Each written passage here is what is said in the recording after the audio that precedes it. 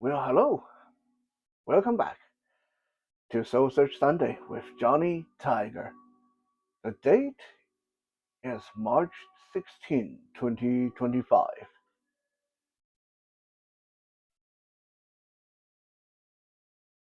A lot of people have asked me before, what is your secret for having so many good people around you?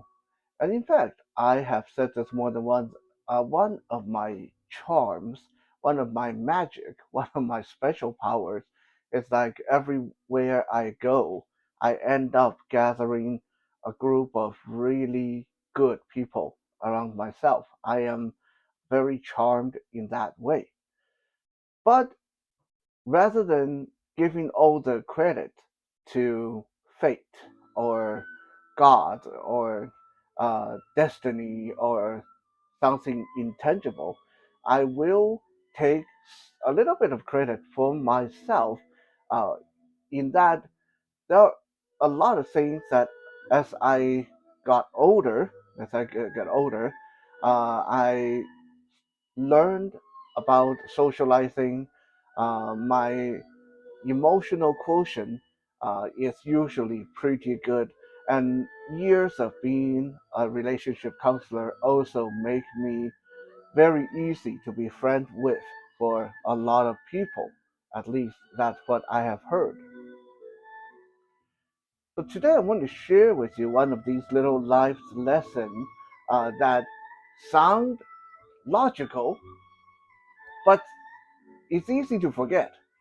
And the reason that it is easy to forget is that usually when we need to apply this, it's when we are angry or when we are feeling very full of ourselves. When you're at the top of your game and you're in your head, you feel, I don't need you.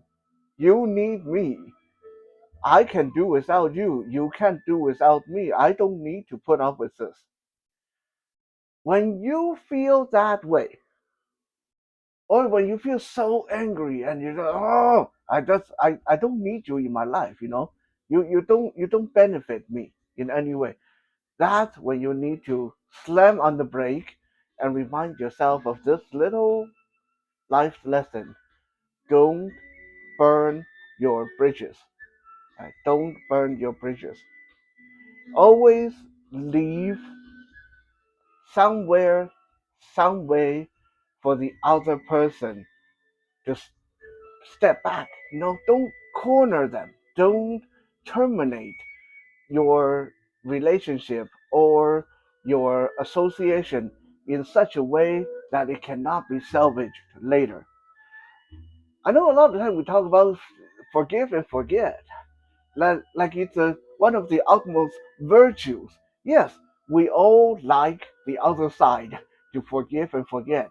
When we say something mean, when we say something wrong, when we say something bad, when we say something degrading, we all want them to forgive and forget. But you know what? The problem here is it's up to them. Okay? When you burn your bridges, yes, it can be rebuilt. Yes, they can forgive and forget, but they also can choose, you know what, the hell with you. I don't need to, right? So why not just remind yourself in the first place, don't piss them off. Don't burn your bridges. Let me take you back to long time ago, over 2000 years ago in China, during the time of spring and autumn chaos, when China was split up into over 16 little kingdoms, and almost like anyone who was anyone could call themselves a kingdom. Any uh, village elder could put together a few soldiers and call themselves a new kingdom. Yeah, it was utter chaos. And that's where our story starts.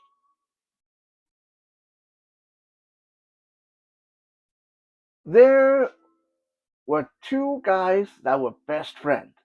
Uh, One of them, his name was Xu Hu. The other one His name was Fan Zhi. So Xu and Fan Zhi, they were best of friends, and they both were messengers for the kingdom of Wei. Now, this is not the kingdom of Wei as in Romance of the Three Kingdoms. We are like 500 years before the Romance of the Three Kingdoms at this point, so don't get confused there. It just it sounds the same, but it's not the same kingdom of Wei. Okay, so Xu Hu and Fan Zhi, they were both messengers working for the king and prime minister of the kingdom of Wei at that time. One day, the prime minister sent Xu Hu and Fan Zhi to the kingdom of Qi to deliver a message. While they were there, the prime minister of the kingdom of Qi saw how talented Fan Zhi was. He was good looking, he was well spoken, he was really well behaved, and he knew his books and his philosophies. He was really, really a likable fellow.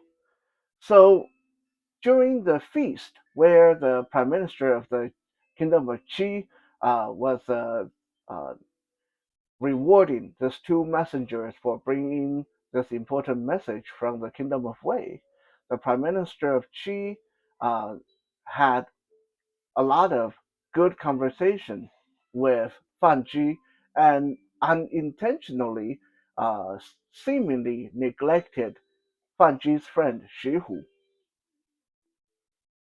Now, Xu Hu, being a very envious, kind of jealous kind of person, uh, watched that and felt rage burning inside his heart.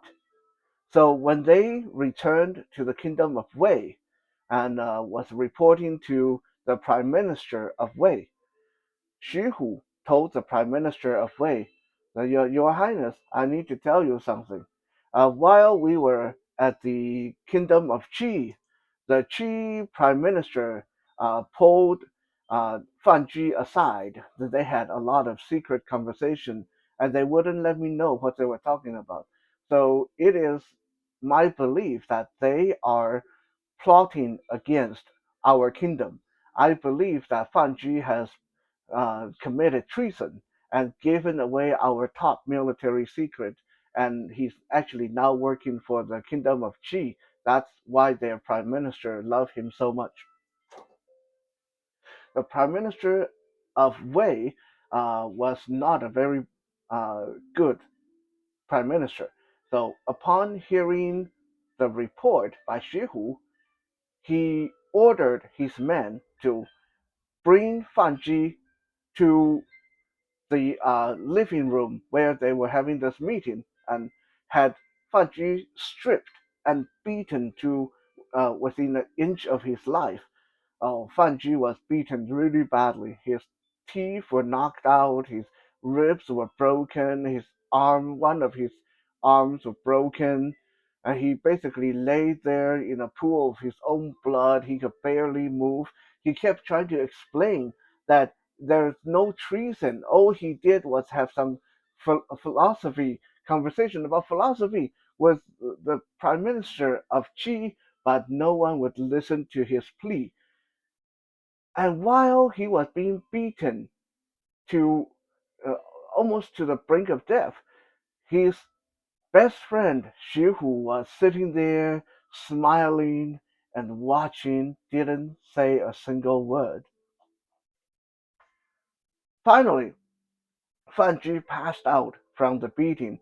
So the guards reported to the prime minister and say, hey, Your Highness, we might want to stop hitting him because he might die. So the prime minister said, "Oh well, I don't care if he died, but I don't want him to die here on the living room in my living room. We got a lot of special guests coming later. Wrap him up in the bed sheet and throw him in the outhouse."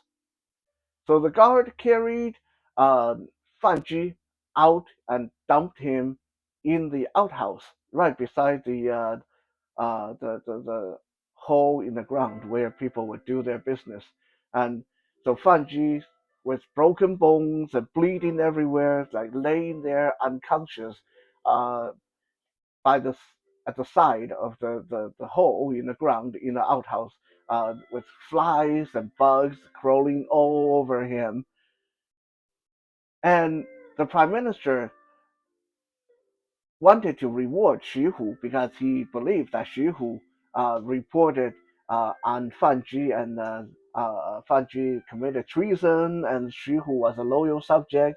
So the prime minister said to Xu Hu, "Well, why don't you stop and have some drinks with us? I got some special guests and politicians, and I believe that someone as loyal as you deserve to sit at our table."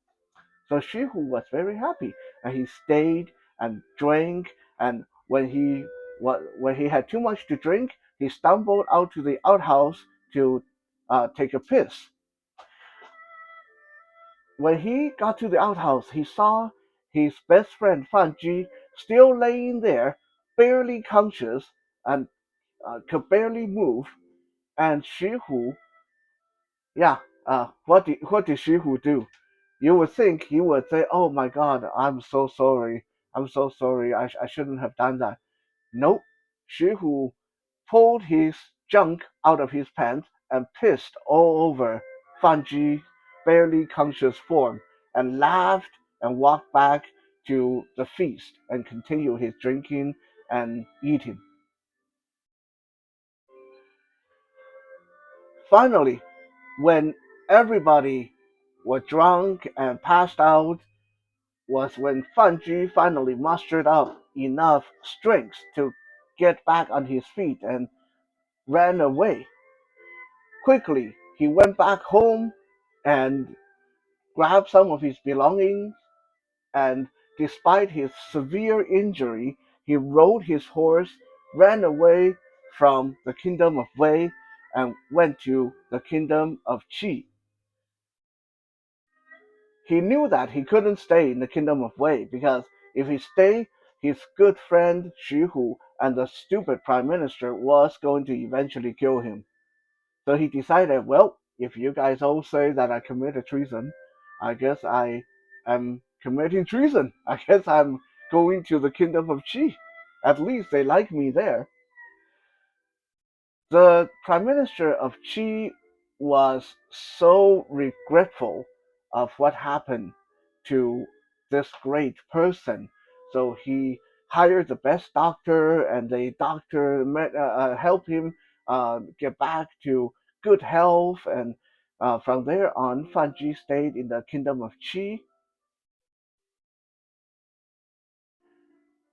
And the years went by as years were meant to do, and many years later, about 10 years passed, Yahoo was still a highly respected royal messenger in the kingdom of Wei.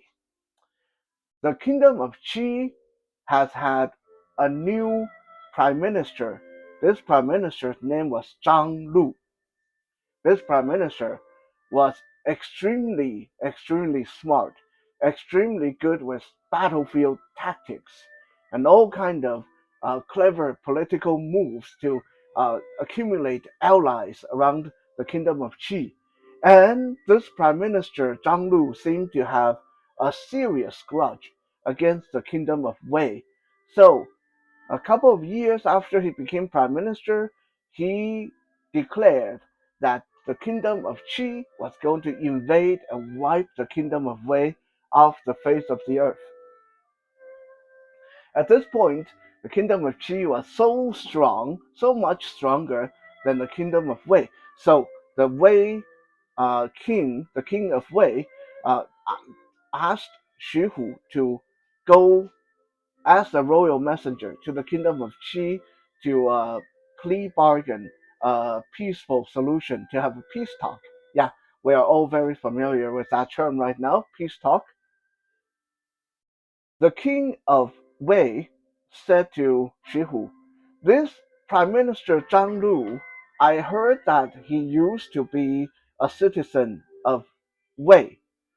So maybe if you go see him and let him know and bring to his attention that he shouldn't attack the country, the kingdom that brought him up when he was a child. Maybe he should remember that no matter who he serves, he's always a citizen of Wei because this is where he grew up.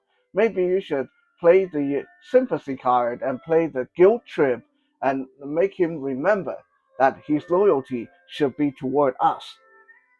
Shifu said, no problem. Okay, I am very good at my job. I'm a royal messenger. I have a lot of experience. I should be able to get this done.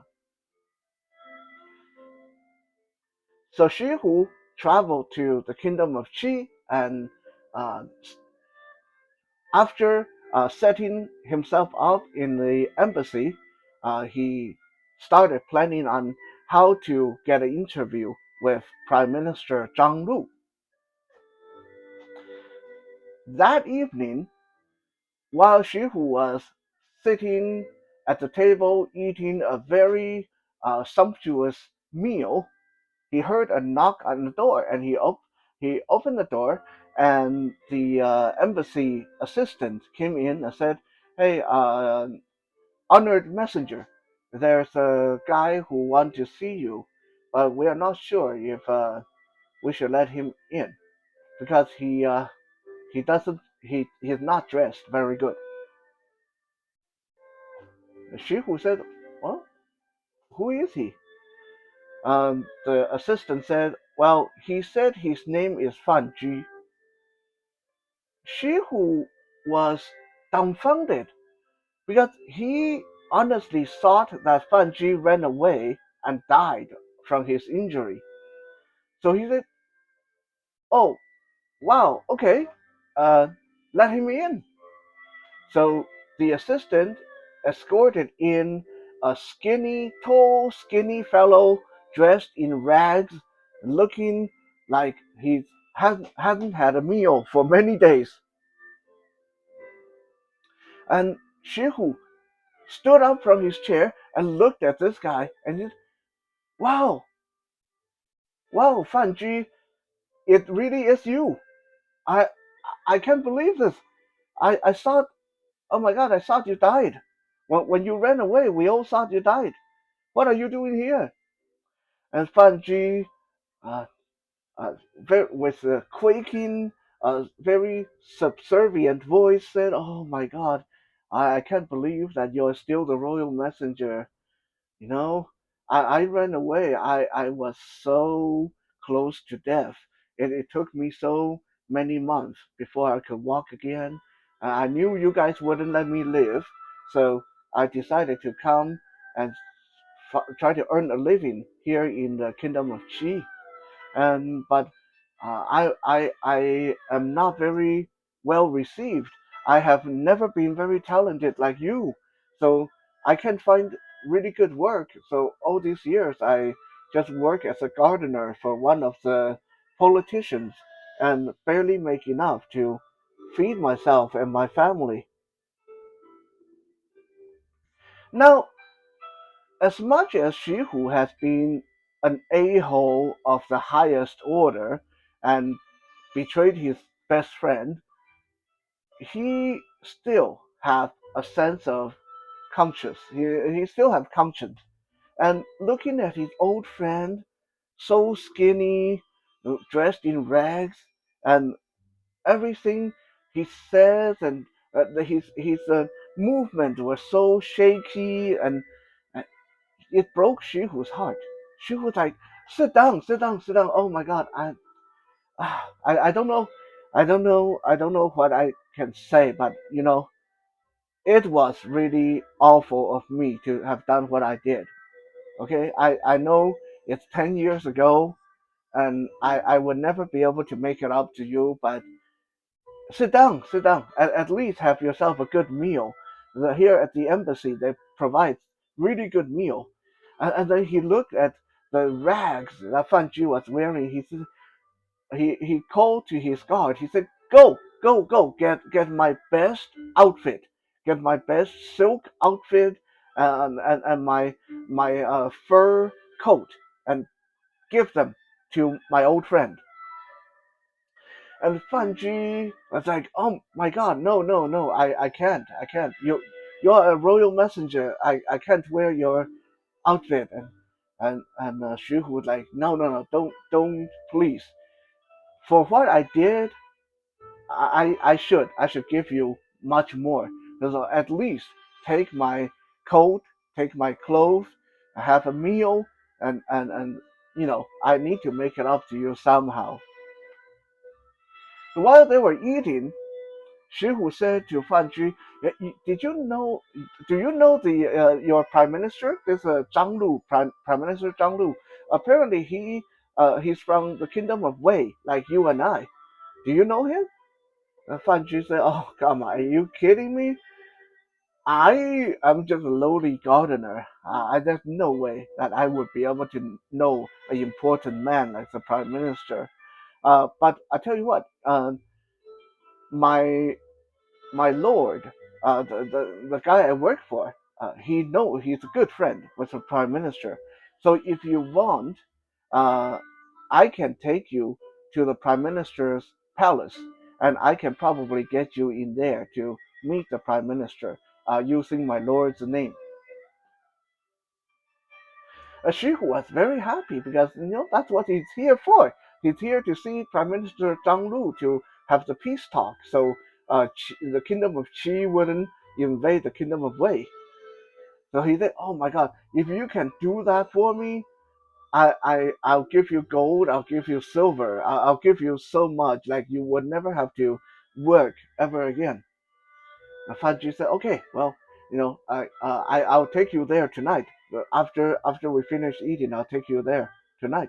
So after they finished a very uh, good dinner at the embassy, Fan Ji and Xu Hu got into Xu Hu's buggy, and they went to the Prime Minister Zhang Lu's of, residence, the Prime Minister's palace. Once they got there, Fan Ji said, "Okay, wait here in the buggy. I'll go and see if I can get you in there. But hey, no promises. Like I said, I'm just a lowly gardener. But I should be able to uh, get you in there. Let me give it a try first." So Xu Hu looked on as his good friend Fan Ji walked through the gate. He saw Fan Ji had a few words with the guards, and then Fan Ji disappeared into the palace. An hour went by. Xu Hu was still sitting in the buggy, and he's starting to wonder what the heck's going on.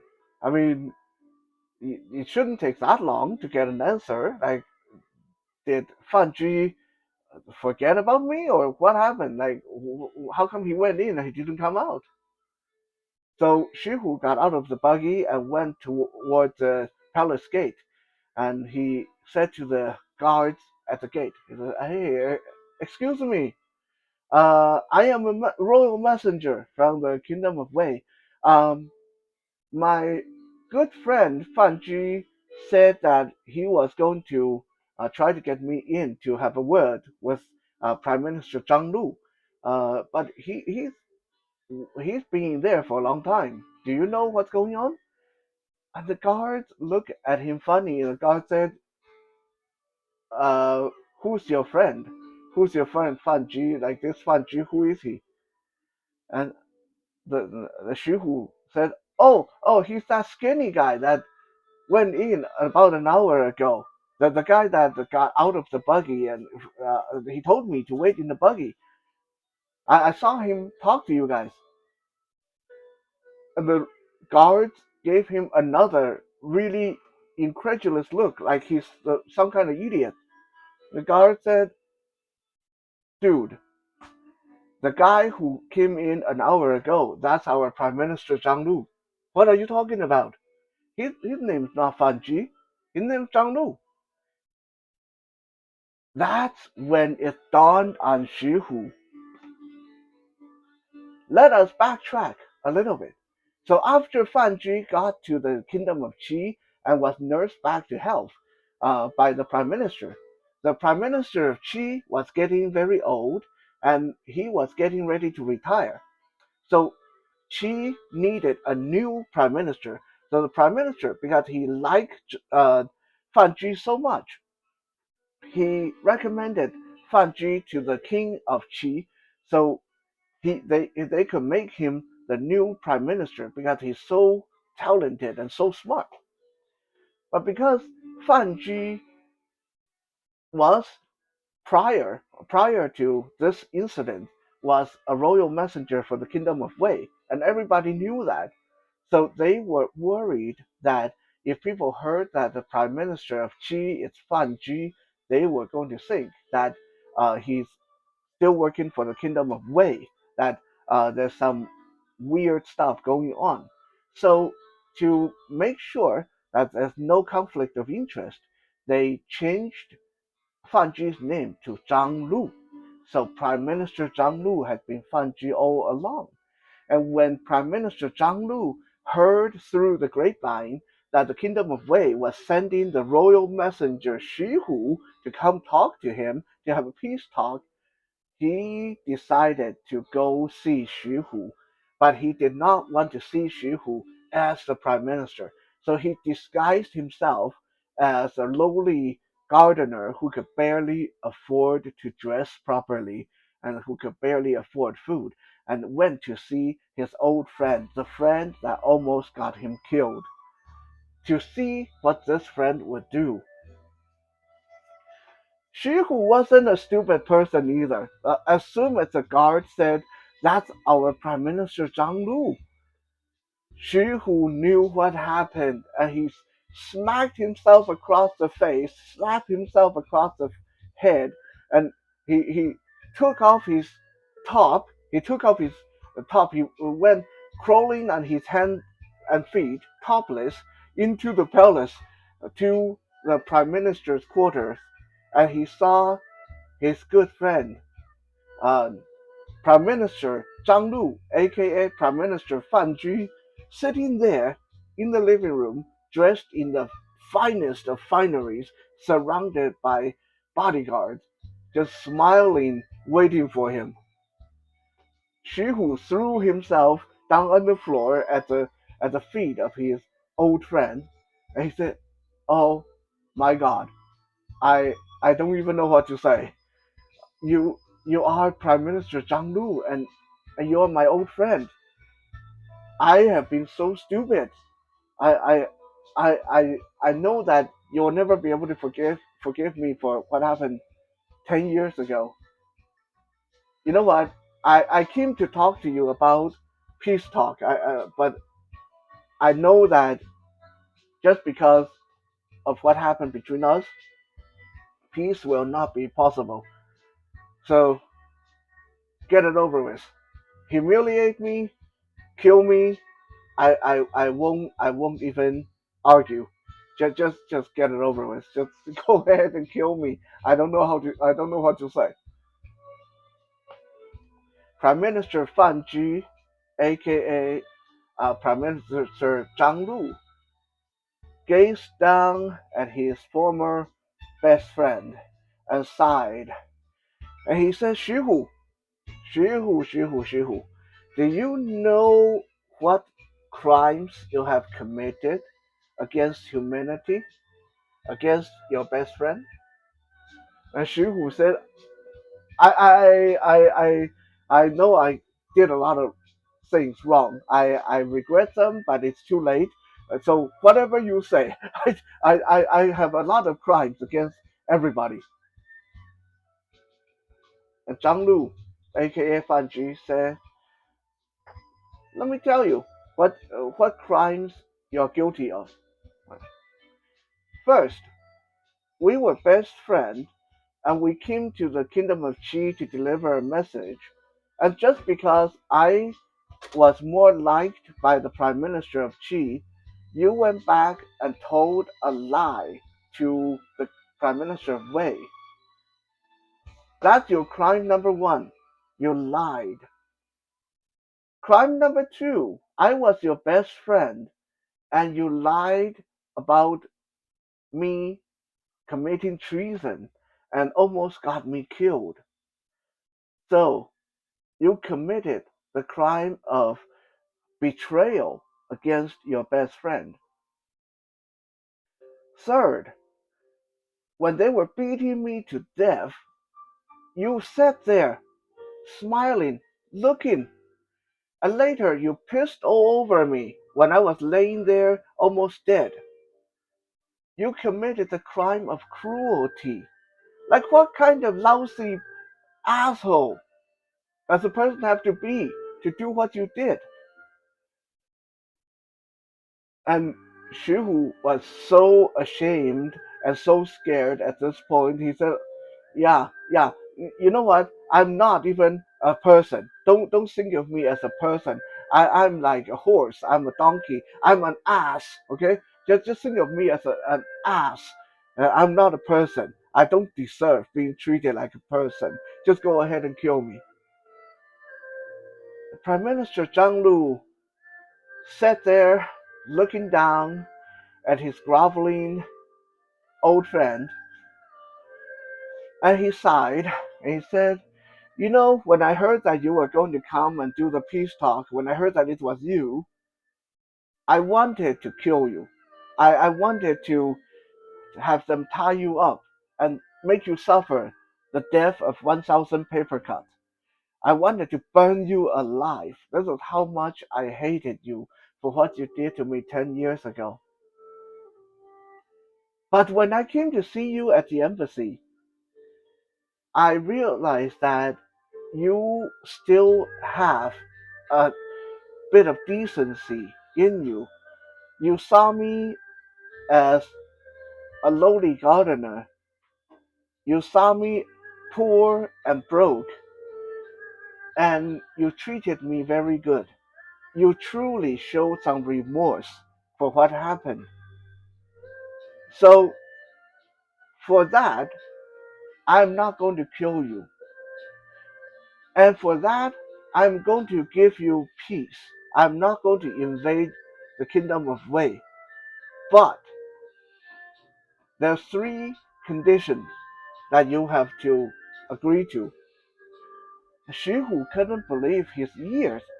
Wow, he's going to live. He's not going to get executed on the spot, and he's they're going to get peace. So he said, "Well, I'll agree to anything. I'll agree to anything." So Zhang Lu ordered his men, "Go, get some feed for the horses, get some oats and hay, and all the stuff that we used to feed the horses. Bring a big bowl of that."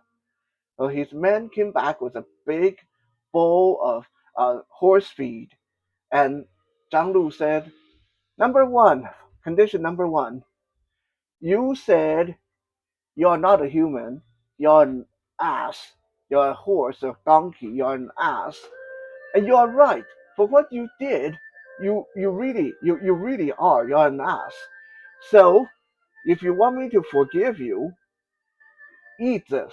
Alright? Right now, right here. Eat this big bowl of horse feed because that's what horses and donkeys eat. And since you admit that you are not human, you're a horse, you're a donkey, you're an ass, eat it right here in front of all these witnesses.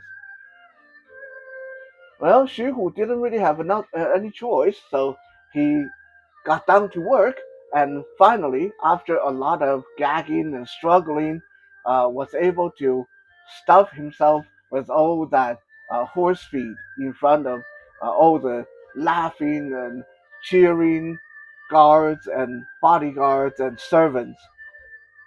Humiliated, he looked up at Prime Minister Zhang Lu. He said, "What is the second condition and third condition? I already met your first condition. Do you want to humiliate me some more? Because if you do, I wouldn't blame you because I really did something horrible 10 years ago."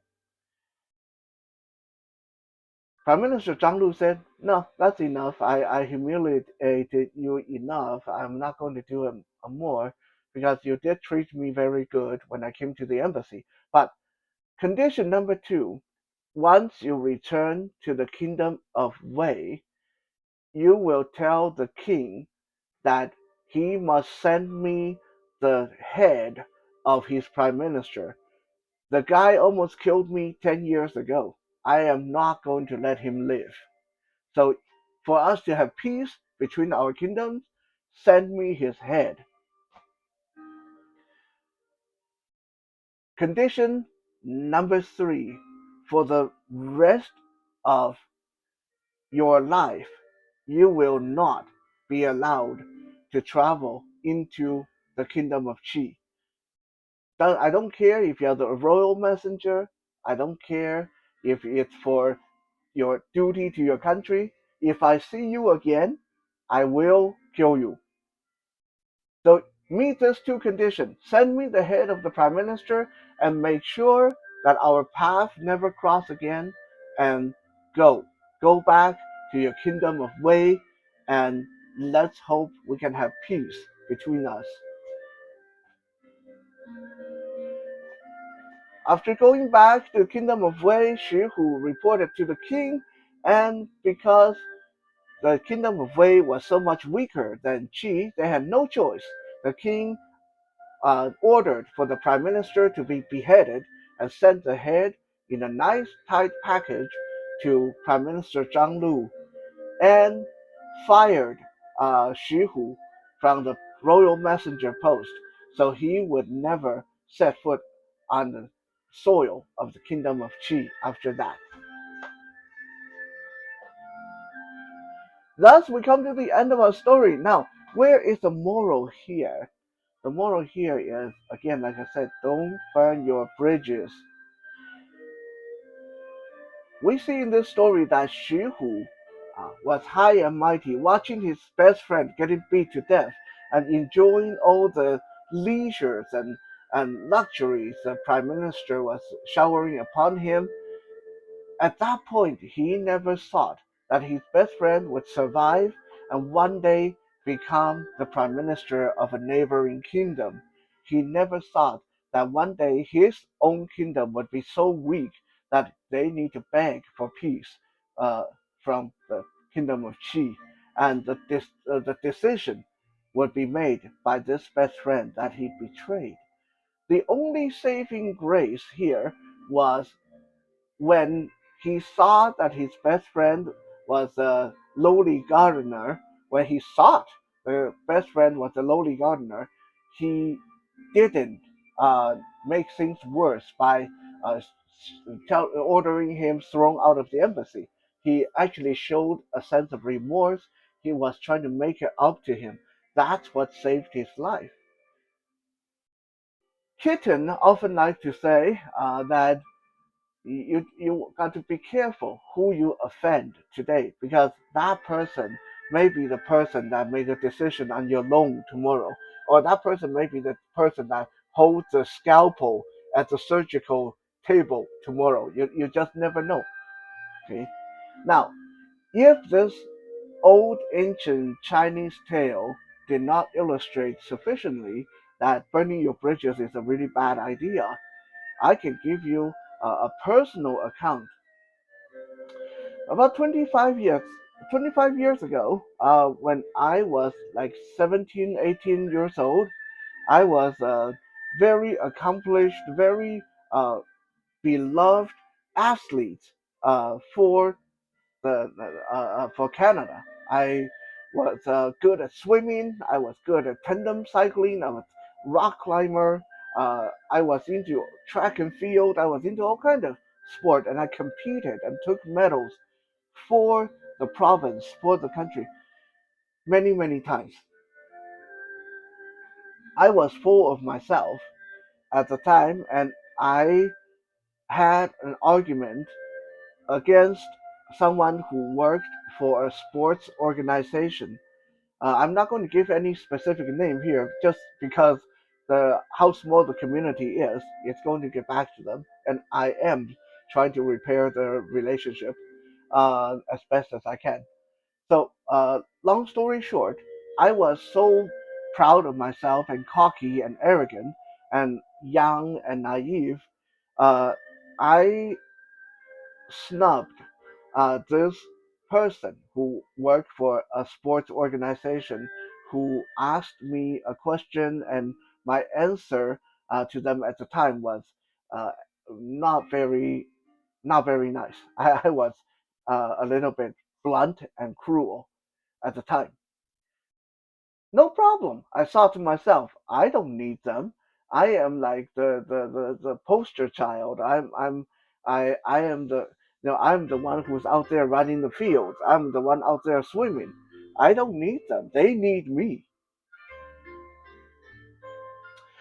Fast forward 25 years. Little did I know that 20 odd years later, I would be the head of a self defense for the blind movement.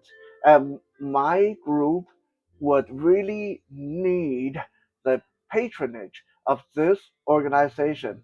And how was I supposed to know that this person is now basically in charge of this organization? So for the last 10 years, basically, uh, despite various attempts to join forces with this organization to establish a relationship with this organization, it has always come to a dead end. As soon as my name come up and the proposal get to the desk of this person, it would get tossed out and nothing would ever happen. It wasn't until the last 2 or 3 years that I started to rebuild our relationship and really trying hard to uh, build some kind of rapport with this person in the hope that we can leave what's behind us behind and actually move forward to actually do some good work for the blind and visually impaired people. If I knew that I would be making my own work so much harder back then, if I could go back in time, I would smack the hell out of my younger self. Don't be an ass just because you are doing pretty good right now. You need this person later. So, this is a message to all of you and to younger people like my younger self.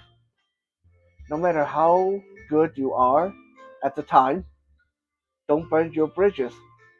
Always be humble, polite, even when you're angry, even when you are feeling cocky. Always, always, always remember, because you never know, you may need the person much later, and they may be the people that you need to save your life, save your career, or make life easier. Thank you for checking out today's episode. I'll see you guys again tomorrow on Music Monday.